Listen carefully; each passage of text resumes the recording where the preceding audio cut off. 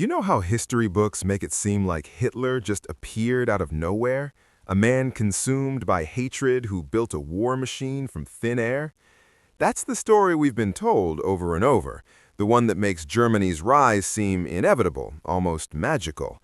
But what if I told you the real story isn't hidden in Berlin, in the speeches or rallies, but across the ocean on Wall Street? That's right. The banks and corporations of America didn't just watch from the sidelines. They funded him, armed him, and profited as the world burned. Imagine this. Companies making billions while millions of lives were destroyed, while soldiers fought and died, and textbooks conveniently skipped this chapter. And here's the part your teachers never mentioned. They didn't just profit during the early rise. Some of them got richer while American boys were dying overseas. Stick with me, because by the end of this story, you'll see why history isn't just something we learn in class. It's something someone wrote for their own benefit, and the consequences are still alive today. Why didn't anyone tell you this before? That's the question we're about to answer. Germany in the early 1930s was a nation on its knees. The Treaty of Versailles had crushed its economy, burdening the country with impossible reparations.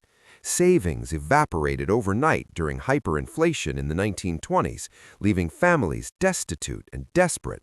Unemployment soared to nearly one-third of the population, and hunger was everywhere you looked.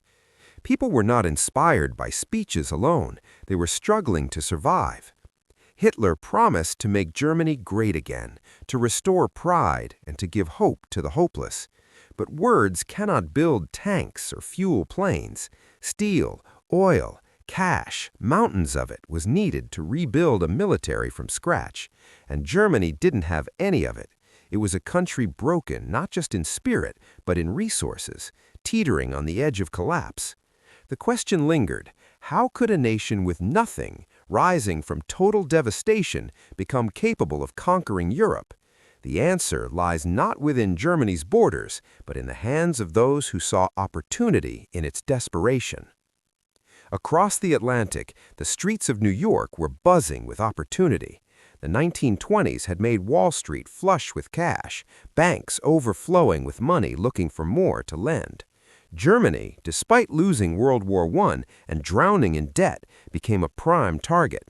The Dahl Plan was born in 1924, and banks like J.P. Morgan and Chase didn't just lend, they reshaped the German economy, floated bonds, and made the nation dependent on American capital.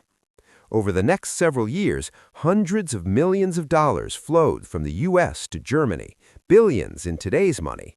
It wasn't charity. Every loan came with strings attached. Every bond ensured control.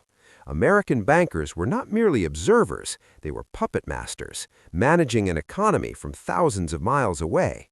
And when Hitler took power in 1933, he inherited a system already primed, funded, and ready for militarization. What seems like history unfolding naturally was in fact meticulously financed from across the ocean. The foundations of a war machine were being laid not in Berlin, but in boardrooms on Wall Street. Germany had no oil, none. Its tanks and planes couldn't move, its military couldn't breathe. And yet, somehow the Luftwaffe soared across Europe, and the panzer divisions rolled with unstoppable force. The secret wasn't in Germany, it was in a deal with Standard Oil, owned by the Rockefellers. They shared the technology to create synthetic fuel from coal, a process called hydrogenation, turning a nation with no oil into one capable of waging industrial-scale war. This wasn't a one-time mistake or a naive partnership. These agreements continued well into the war, even after Hitler had invaded Poland and Europe was aflame. Standard Oil knew exactly what they were enabling. Reports flowed back to the United States. Executives saw the consequences and chose profit over principle. Imagine that. The very company that would become Exxon provided the lifeblood of the Nazi war machine, fueling destruction, death, and genocide, all while the rest of the world watched, unaware of the invisible hand guiding the flames. IBM. the name we associate with computers, with innovation, with progress.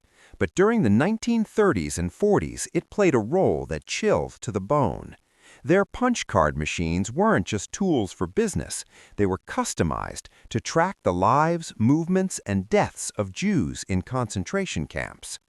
Every prisoner, every transport, every detail was organized, processed, and monitored using IBM technology. Their German subsidiary, Demog, maintained the machines, sent technicians, and provided updates, all while collecting royalties back in New York. IBM didn't pull the triggers, but it made mass murder efficient, industrial, and trackable. A system designed to count people for profit turned into a system that counted who lived and who died.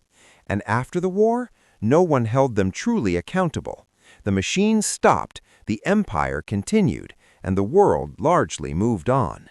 The line between technology and morality had been crossed, and the consequences were staggering. Henry Ford wasn't just an industrialist, he was an ideologue. His anti-Semitic writings in the Dearborn Independent blamed Jews for everything from communism to war, and Hitler admired him, keeping his portrait on his desk as a source of inspiration. But admiration was only part of the story. Ford's German factories didn't shut down when war broke out. They ramped up production, building trucks, engines, and military vehicles for the Wehrmacht. General Motors' Opel subsidiary did the same, producing half of Germany's trucks and a third of its armored vehicles. Even after America declared war, these factories continued operations, keeping the war machine moving.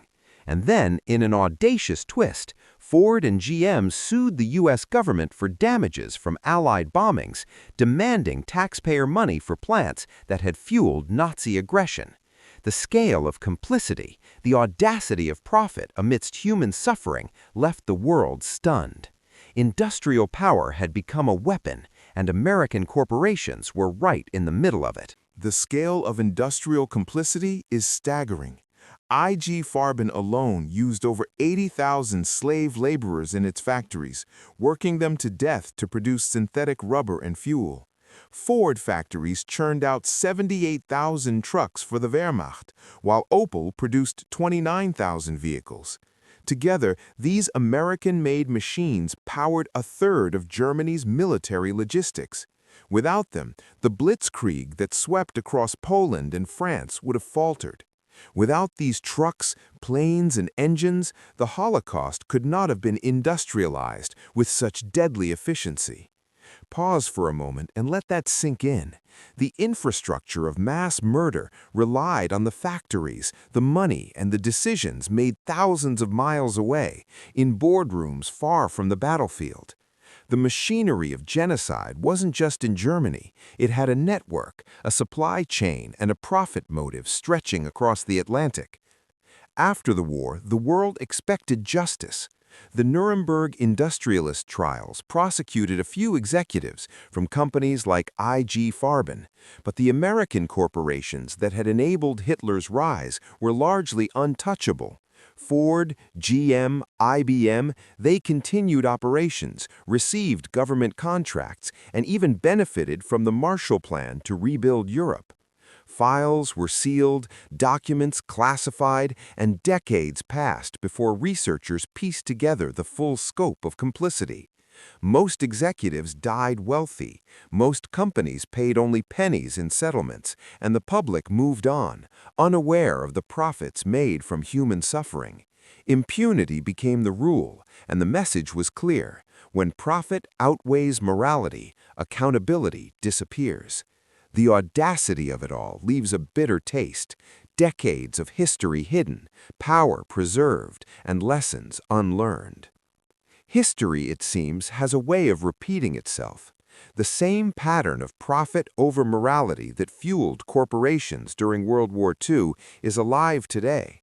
Look at Apple, Nike, Tesla, companies profiting from supply chains that exploit forced labor in Xinjiang. Tech giants like Google and Facebook have facilitated censorship and even violence, as in Myanmar, where social media helped coordinate massacres. Arms manufacturers sell to dictatorships, oil companies profit while Yemen is bombed, and surveillance tech enables authoritarian control. The excuses sound familiar. We can't control foreign subsidiaries, supply chains are too complex, we need to stay competitive. Different words, different countries, different products, but the same moral calculus. Profit comes first, principles second. And just like in the 1930s, most people never realize the role they play. Your dollars, your choices, your indifference, they all feed a system that values money over humanity.